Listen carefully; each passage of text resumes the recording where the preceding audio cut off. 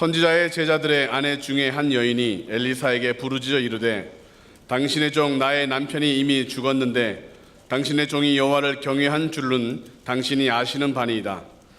이제 빚 준 사람이 와서 나의 두 아이를 데려가 그의 종을 삼고자 하나이다 하니 엘리사가 그에게 이르되 내가 너를 위하여 어떻게 하랴? 내 집에 무엇이 있는지 내게 말하라.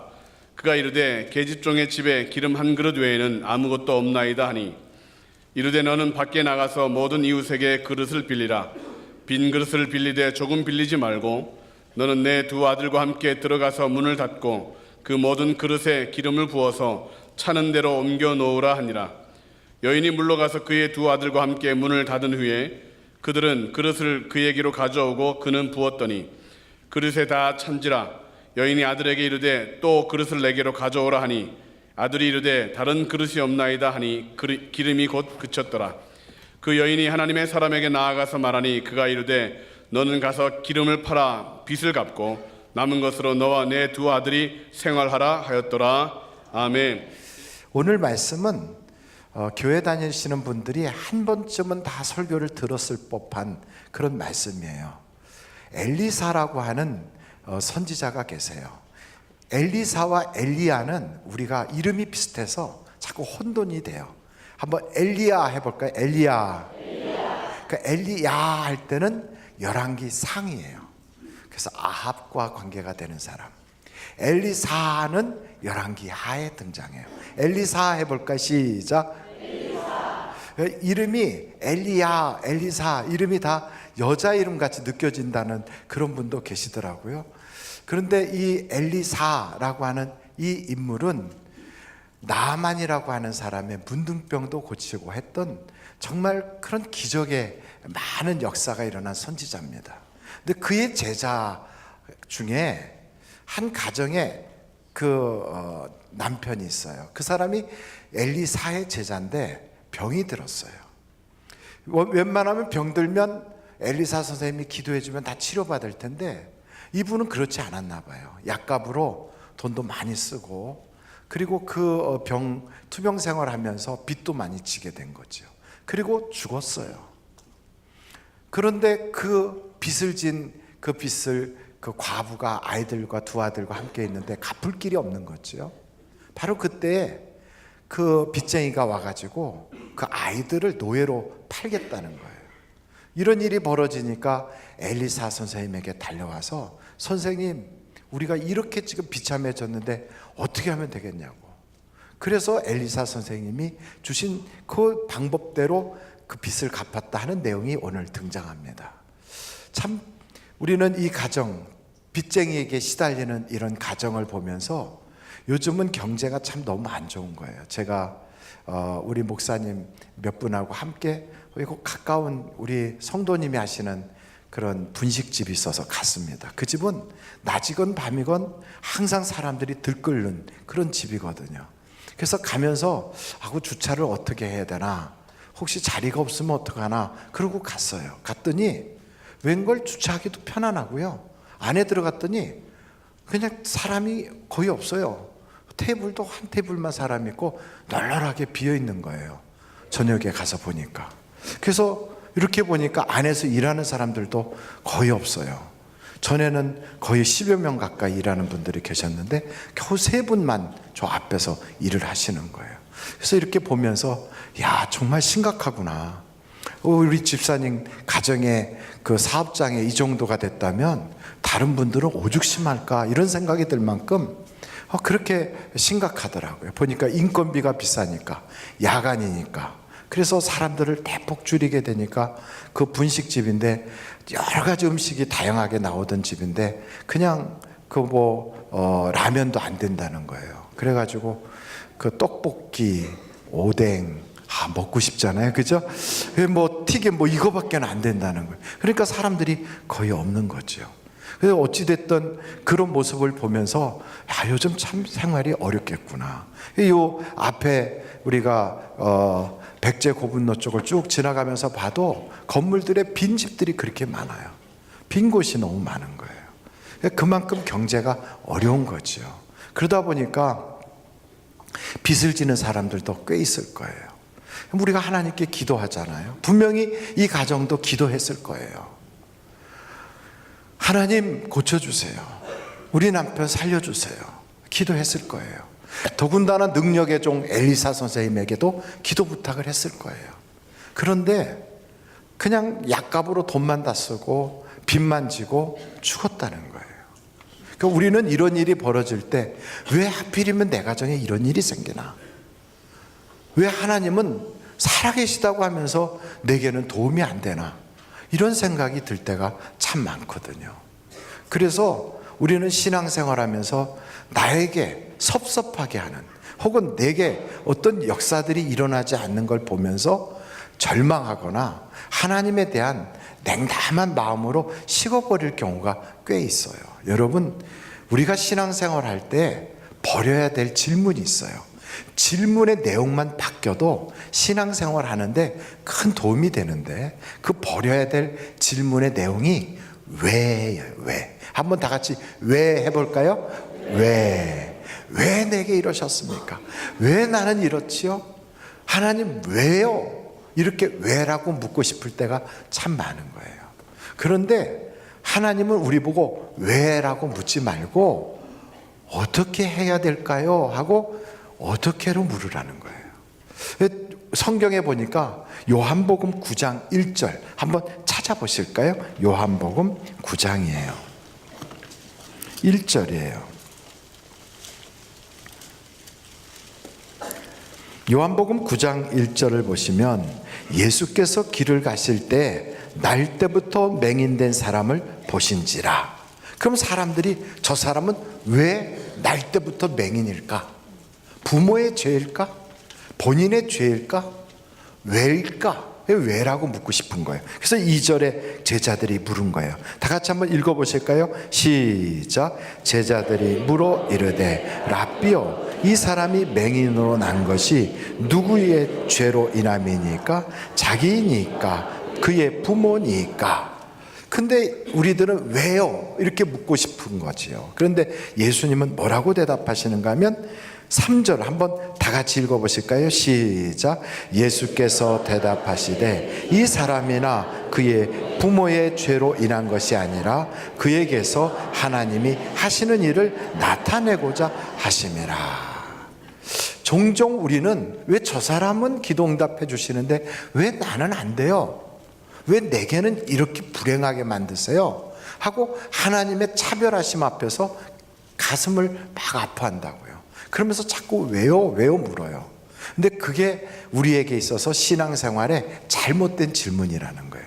왜요? 라고 묻지 말고 이 일을 위하여 하나님이 어떻게 하시길 원하시나? 어떻게요? 어떻게 하길 원하세요? 내가 무엇 하길 원하세요? 바로 이걸 묻는 거예요. 남편도 죽고 아들 둘도 다 죽고 며느리 둘이 과부가 되고 자신도 과부가 된, 이렇게 떼가부가 된 이야기가 성경에 등장해요. 그 성경이 룻기라고 하는 성경이에요. 그 우리는 종종 왜 하나님이 그러셨을까? 왜 남편도 죽고 아들도 죽고 또 둘째 아들도 죽어서 여자들만 셋이 다 과부로 남는 그런 일이 있었을까? 하나님 왜 그러셨어요? 이렇게 묻고 싶은 거예요. 근데 성경을 보니까 왜요? 하고 묻지 말고 이런 상태에서 내가 무엇을 할까요? 이걸 물으라는 거예요.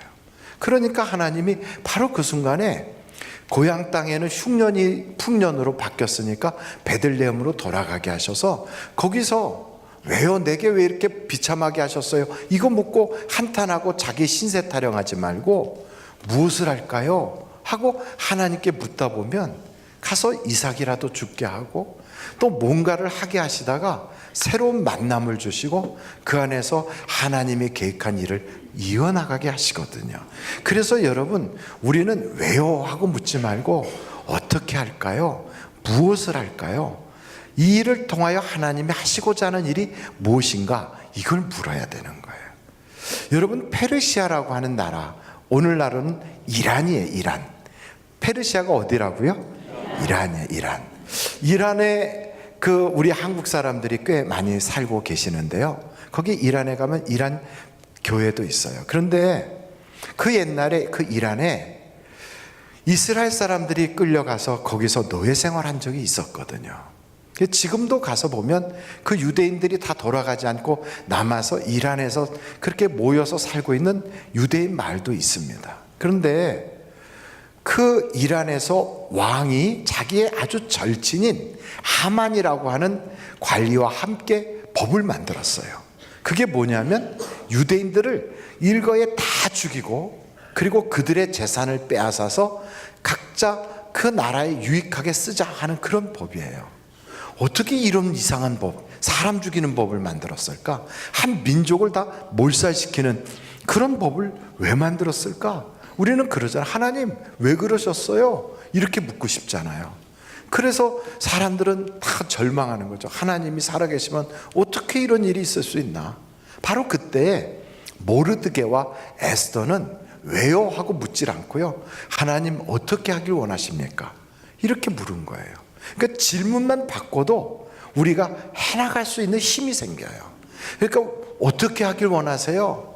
그랬더니 바로 이때를 위하여 내가 이 자리에 있는 거구나, 이걸 깨닫고 하나님께 금식 기도를 하잖아요. 그러면서 마침내 아수에로 왕을 만나서 그 모든 문제들을 해결할 방법을 찾게 되고 그 계략을 짰던 하만이라는 사람이 죽음을 당하고 유대인들은 거기서 구원함을 받게 되거든요. 그러니까 우리가 인생을 살면서 왜요? 왜 내 사업은 이렇게 안 돼요? 왜 내가 기도하고 시작한 이 일에 하나님이 도와주시질 않아요? 왜 우리 애는 사춘기를 저렇게 심하게 앓고 있나요? 왜 내 아이는 지금도 취업이 안 됐지요? 이걸 가지고 자꾸 고민하지 말고 하나님 어떻게 하길 원하세요? 이 상태에서 하나님은 내게 무엇을 원하십니까? 이걸 한번 하나님께 아뢰다 보면 작은 일부터 시작할 기회가 우리에게 오는 거예요. 여러분 질문만 바꿔도 인생이 달라지거든요. 바로 여기 바로 그 얘기예요. 그러니까 엘리사 선생님에게 가서 내가 어떻게 하길 원하십니까? 하고 물었더니 엘리사 선생님이 그러잖아요. 내게 있는 것이 뭐냐? 그러니까 하나님은 우리에게 그걸 물어요. 내게 무엇 가지고 있어? 그럼 우리는 종종 아무것도 없어요. 우리는 없는 걸 찾아요. 없는 걸. 대부분 사람들이 그래요. 내게 있는 것이 분명히 있는데도 나는 실력도 없고요, 자본도 없고요, 백도 없고요, 내 주변에 아는 사람도 없고요, 나는 없어요. 자꾸 없는 것을 봐요. 그런데 하나님께서 남겨두신 것이 있어요. 분명히 있어요. 아무리 망했어도요, 우리는 두 무릎과 입술과 눈을 가지고 있어요. 아무리 망했어도 몸뚱아리는 있어요. 바로 그때 하나님은 왜요? 하고 묻지 않고 어떻게 하길 원하시나요? 그러면 분명히 우리에게 그러실 거예요. 절망하지 말고 믿기만 해라. 기도해라. 그러면 역사가 일어나리라. 바로 그런 거예요. 그러면 여러분 아무리 세상 문이 다 닫혔어도 하늘의 문은 열려 있잖아요. 그래서 기도할 수 있는 거예요. 기도하다 보면 내가 미처 보지 못했던 그게 보이게 되는 거예요. 하갈이라고 하는 여자는 노비였어요. 그런데 그 노비로 있던 그 여자에게 어느 날 자기 여주인 사라가 와서 사라의 남편인 아브라함과 함께 동침하라는 거예요. 자기가 원해서 그런 일을 벌인 건 아니거든요. 여주인이 시키니까 종으로서 할 수 없이 그 일을 했어요. 결국 뭐로 한 거냐면 씨바지가 된 거예요. 그래서 아이를 출산을 했더니 세민한 사라가 자기를 자꾸 핍박하는 거예요. 그러더니 결국은 나중에 사라에게도 아이를 낳게 되니까 자기와 자기 아기를 쫓아내버리는 거예요. 그 집에서. 아니 내가 무슨 잘못을 했어? 주인이 시키는 대로 했을 뿐이고 주인이 원하는 대로 아들을 낳아서 그렇게 키웠는데 셈이 났다고 나를 쫓아내고 내 아이를 쫓아내?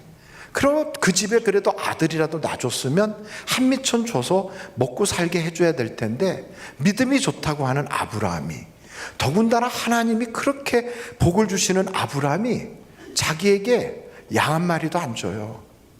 그냥 물 이렇게 한 푸대기 하고 그냥 빵 몇 개 주면서 나가라는 거예요. 야, 이거 진짜 세상에 이렇게 가혹할 수가 있나? 믿는 사람이 더하네.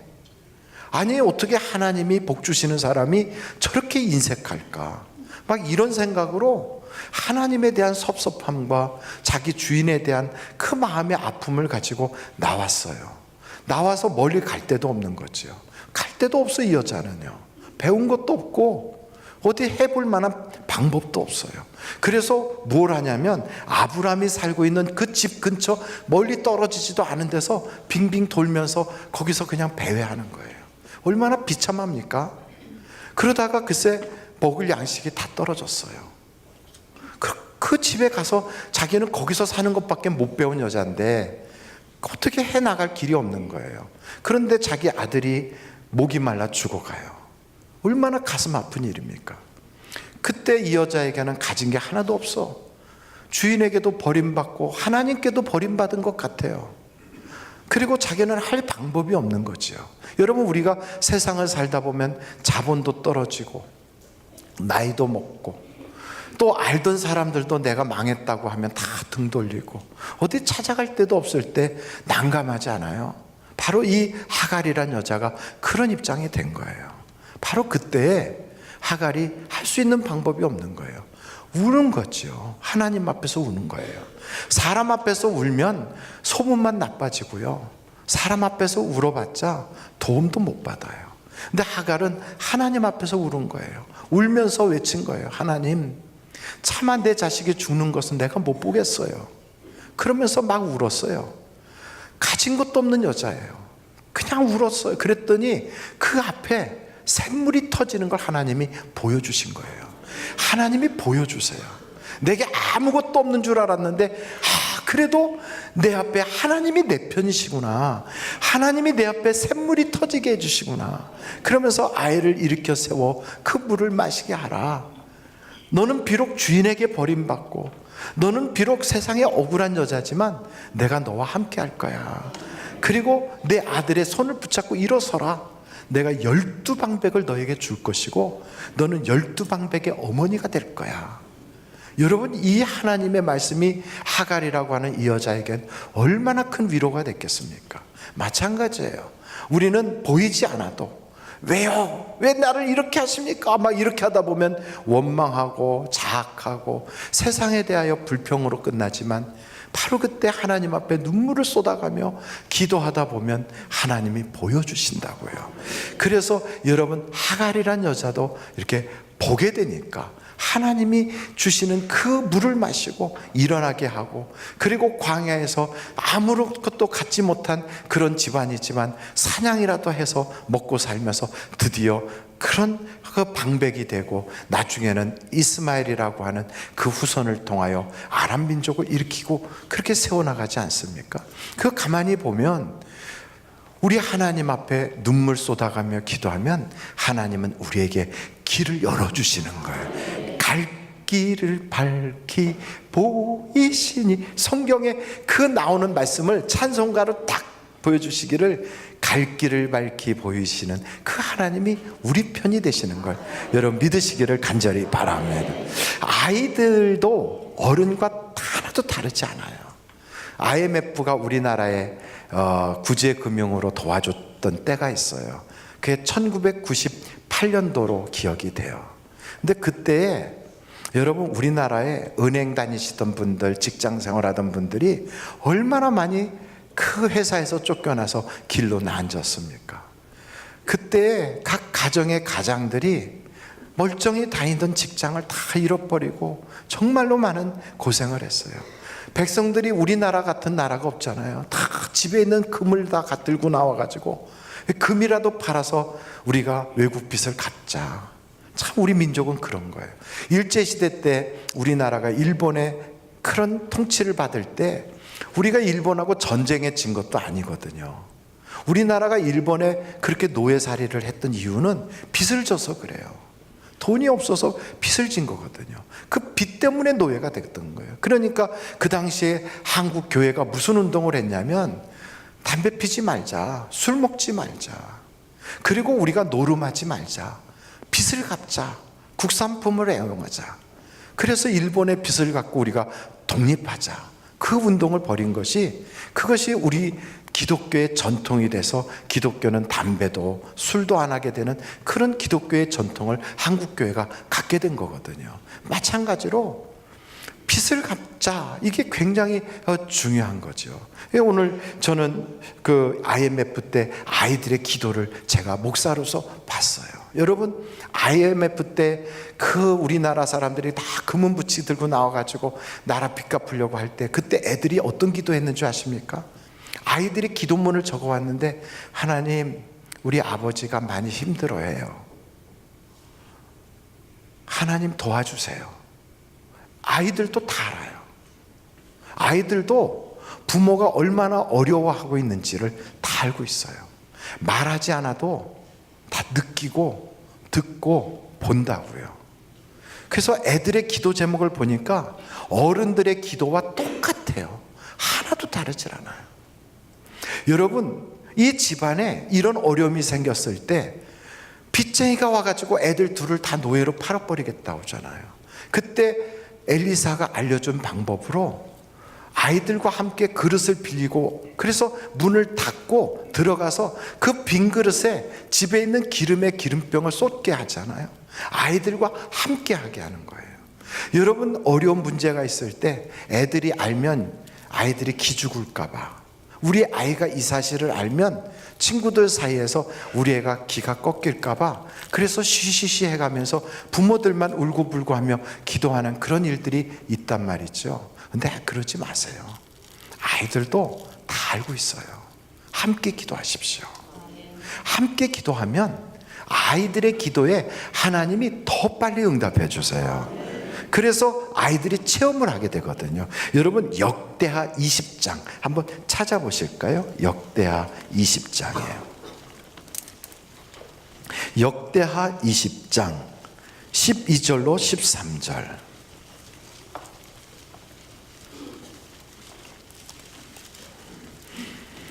같이 한번 읽어보실까요? 시작. 우리 하나님이여, 그들을 징벌하지 아니하시나이까? 우리를 치러오는 이 큰 무리를 우리가 대적할 능력이 없고 어떻게 할 줄도 알지 못하옵고 오직 주만 바라보나이다 하고, 유다 모든 사람들이 그의 아내와 자녀와 어린이와 더불어 여호와 앞에 섰더라. 그러니까 문제가 생겼어요.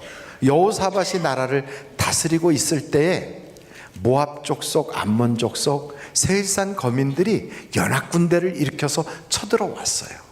그런데 이 여호사밧은 그 유대의 군대를 가지고 그들을 막아낼 힘이 없는 거예요. 그래서 어떻게 해야 될지도 모르겠고 방법도 없어요.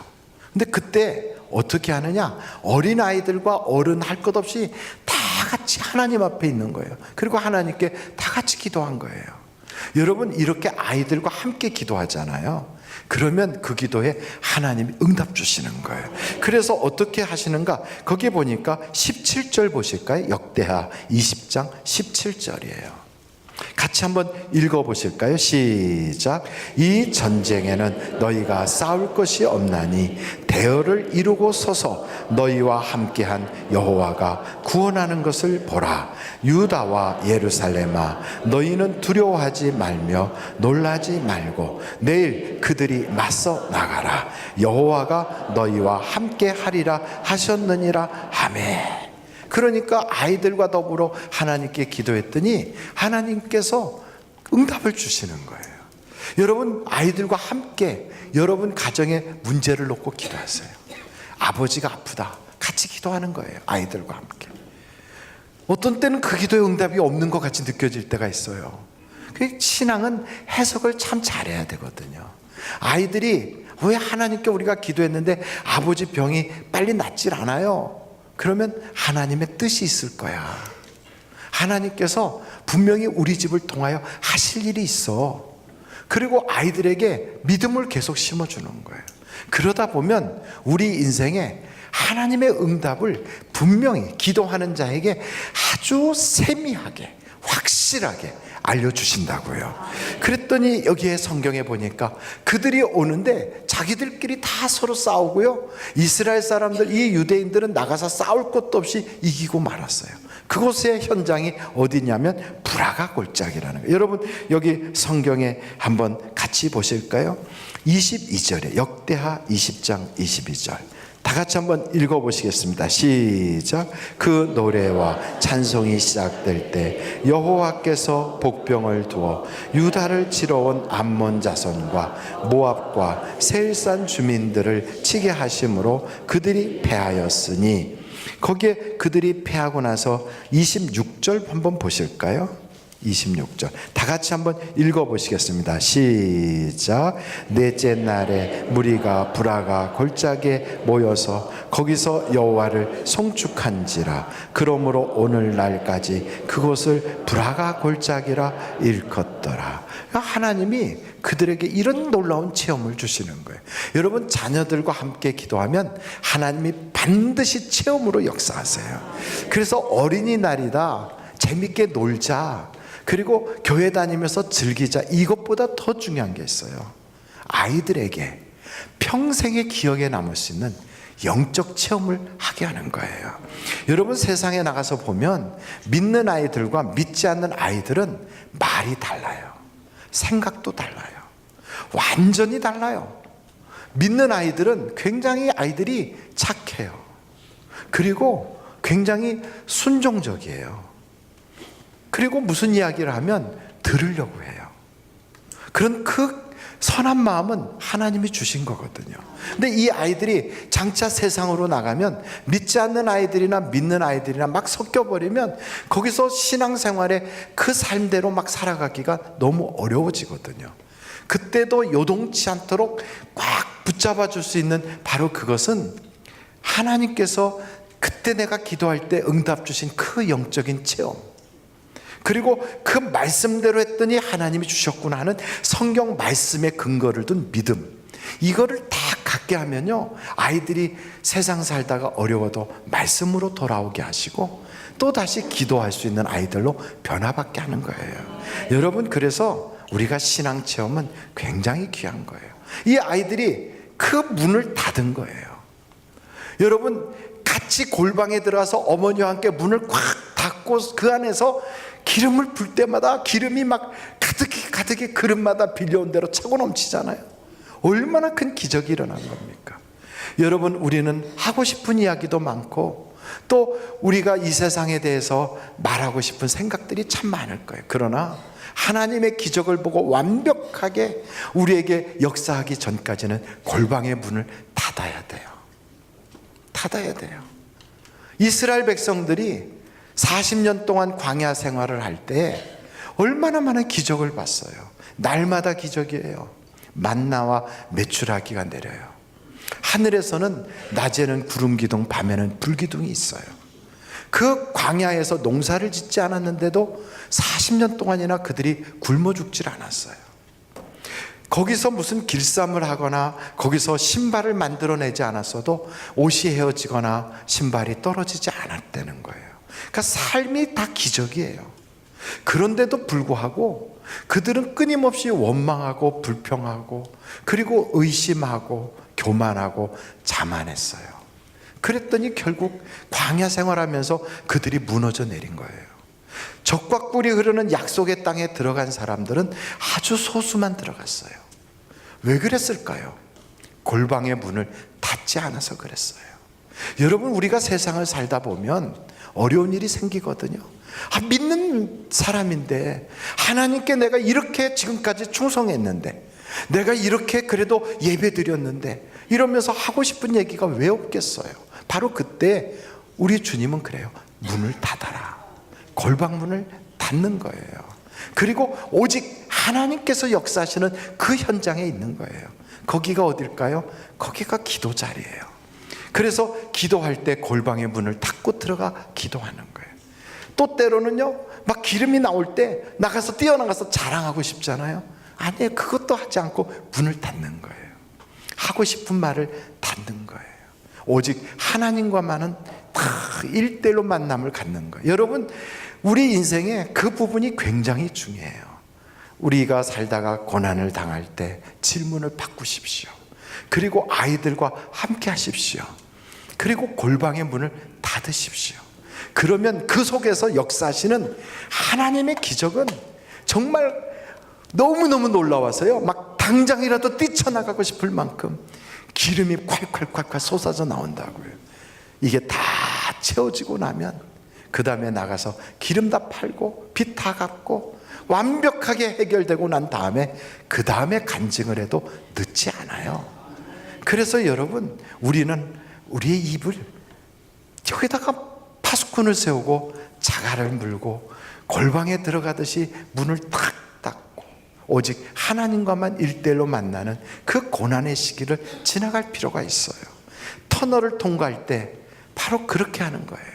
인생의 터널을 통과하다 보면 마지막에 굴 밖으로 확 나갈 때 그 밝은 빛이 우리에게 비치듯이, 우리가 비록 지금은 어둠이라 할지라도 하나님은 역사하시는 걸 믿으시기를 간절히 바랍니다. 그 하나님이 오늘도 주님 앞에 어떻게 할까요? 내가 무엇하길 원하세요? 하면 하나님의 응답이 있어요. 여러분, 하나님이 남겨두신 것을 볼 수 있도록 기도하시고 골방문을 닫으시고 기적의 주인공들이 되시기를 주님의 이름으로 축원합니다. 기도하시겠습니다.